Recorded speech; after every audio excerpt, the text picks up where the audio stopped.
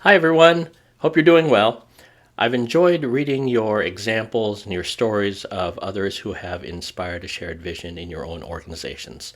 And reading these examples, it reminded me of what I call the charismatic side or quality of leadership.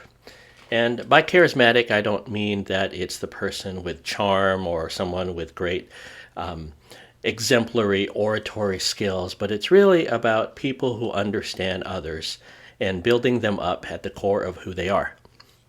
Of course, there's the need for leaders to construct a vision for the future and communicate it in a way that inspires others to go beyond just their own aspirations. The goal, of course, is to help others see themselves as part and necessary part of this vision. And also, what I feel important is that the people have a say in adjusting it.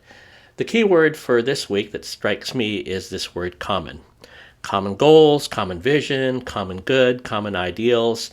The notion here is that an idea, a vision itself, isn't the property of just one person, but it's a vision for everybody and the collective will of the organization. In our reading, we looked at this concept of what Kouzes and Posner calls animating the vision. And animating the vision entails a rich, descriptive language and imagery. And of course, one of the great orators of our day that alluded to imagery was Martin Luther King Jr. and his emotive use of words. You know, it's been said to be a great orator and communicator, you only need two things: to speak from the heart and speak from experience. That's all you need. So I wanted to read a post by a former student that I think captures this module. And they wrote this: "What I love about this module, Inspire a Shared Vision, is that it's a constant reminder to me that ultimately leadership is a relational endeavor. A simple strategy that I've seen and implemented is the life celebrations. Whether it's a birthday, promotion, new child, new accomplishment, a celebration, it's a way to establish a sense of community. And what I've learned is that celebrations are appropriate when they fit the person.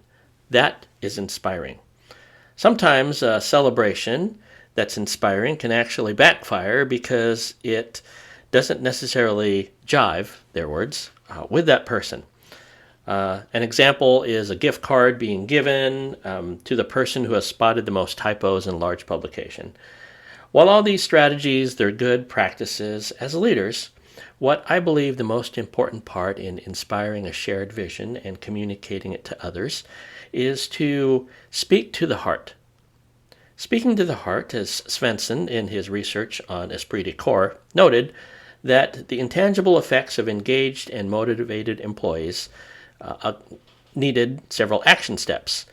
One was self-efficacy, one was resilience, and ideally, here's the key, leaders understand how important their role is in fostering these sentiments of inspiring vision from others.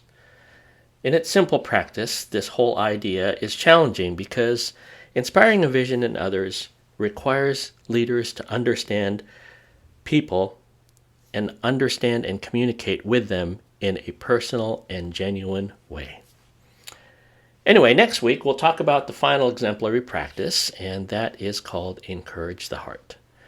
We'll talk about ways that leaders encourage others. Conversely, we'll examine how leaders and others discourage us. So, how do you celebrate successes? You know, sort of this post here from this former student. How do you recognize this? Again, leadership in this way reminds us that I'd say of our humanity. So, as we've journeyed together, this is the halfway point of our class, and I hope you've enjoyed our class so far.